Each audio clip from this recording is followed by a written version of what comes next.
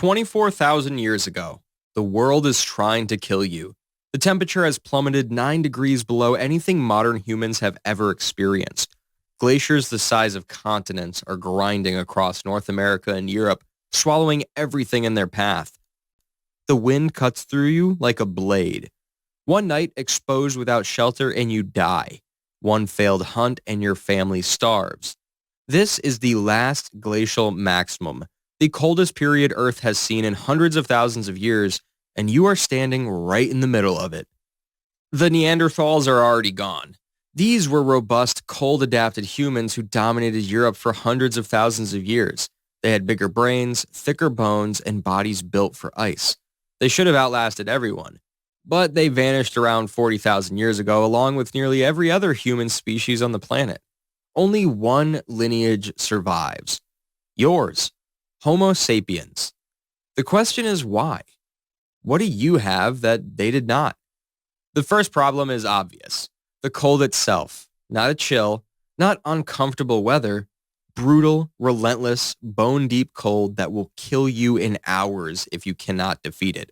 Early humans migrating north around 45,000 years ago draped animal hides over their bodies.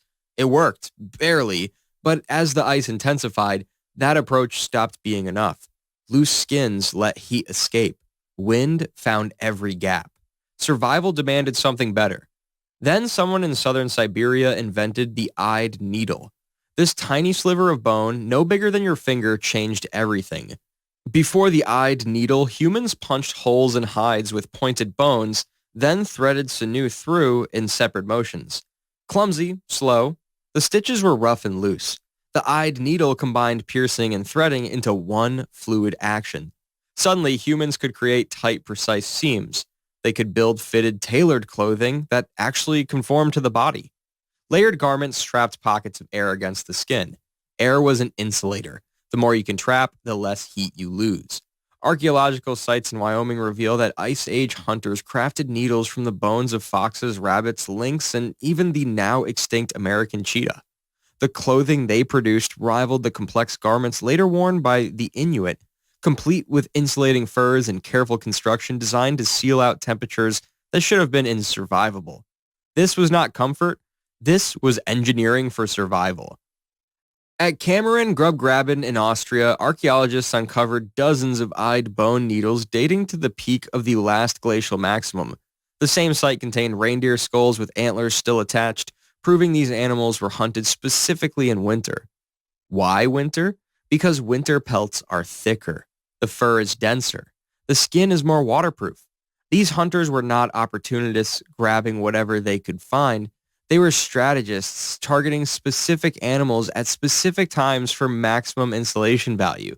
They understood their environment at a level that turned prey into protection. But clothing only solves half the problem. You still need somewhere to sleep, somewhere the wind cannot reach you, somewhere a fire can burn without being extinguished. Ice Age humans found depressions in cliff faces and transformed them into fortresses against the cold. They draped animal hides from natural overhangs to block the wind. Inside, they constructed tent-like structures from wooden poles lashed together and covered in sewn skins. At the center of every shelter burned a hearth. The fire did not just provide warmth. The rock walls reflected heat and light back into the living space, multiplying its effect. These were not crude camps thrown together in desperation.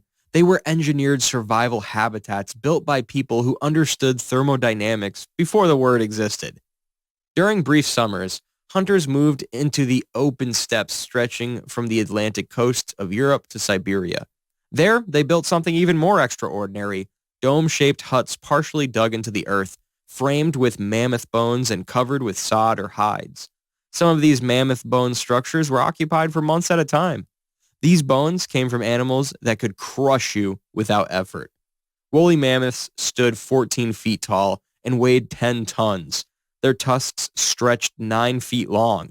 Their blood contained antifreeze, like proteins, that helped them survive temperatures that would kill almost any other large mammal.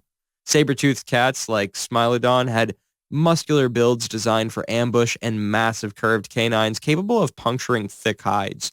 Giant ground sloths reached 12 feet in height. Dire wolves hunted in coordinated packs. taking down prey far larger than themselves. Early humans lived alongside all of them. They competed with them for food, they hunted them, and sometimes they were hunted by them. So, how did relatively fragile humans not just coexist with these giants, but eventually dominate them?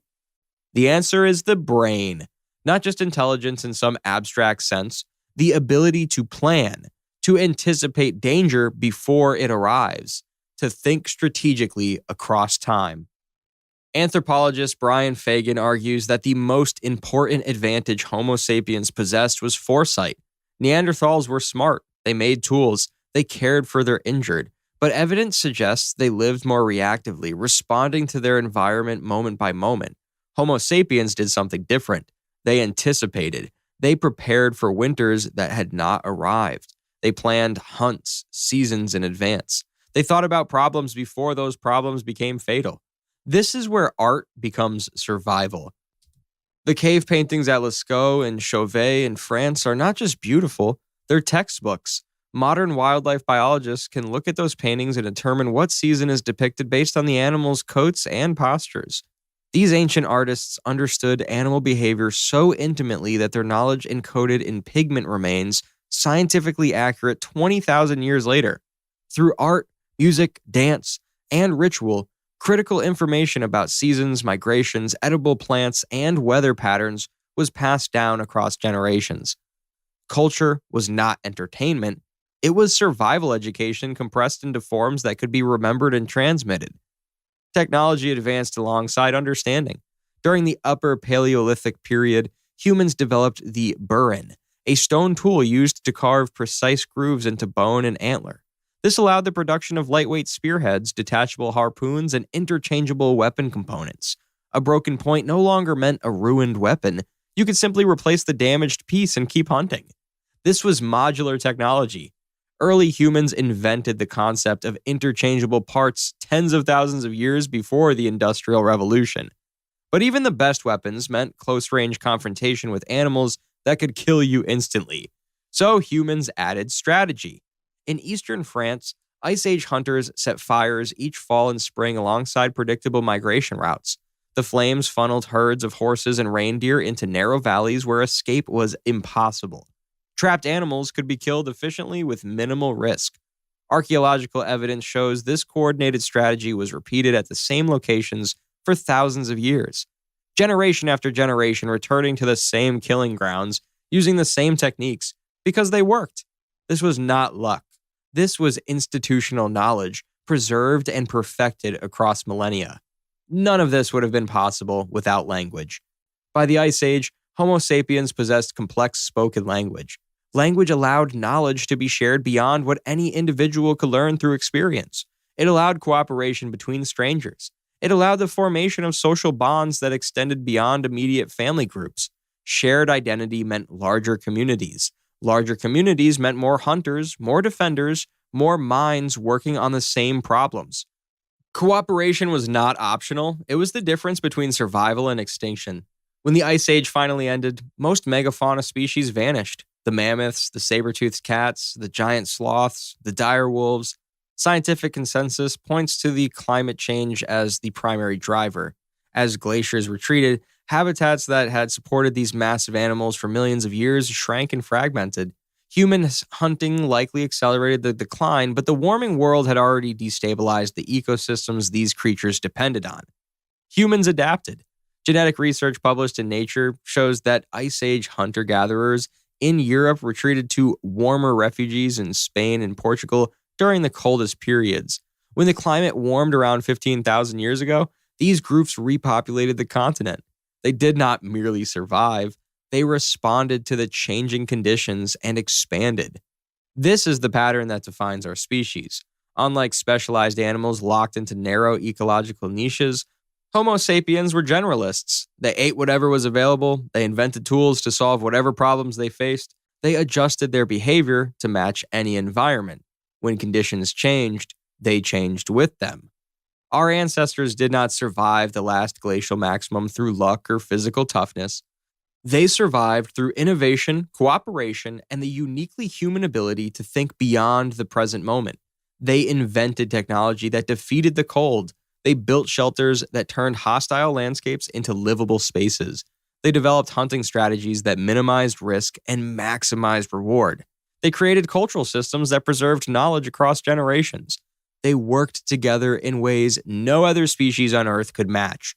When the ice retreated, Homo sapiens did not just emerge as survivors, they emerged as the only human species left standing. They emerged ready to build civilizations, reshape continents, and eventually reach beyond the planet itself. Every challenge they faced during those brutal millennia made them stronger, smarter, more adaptable. The Ice Age did not break humanity. It forged us.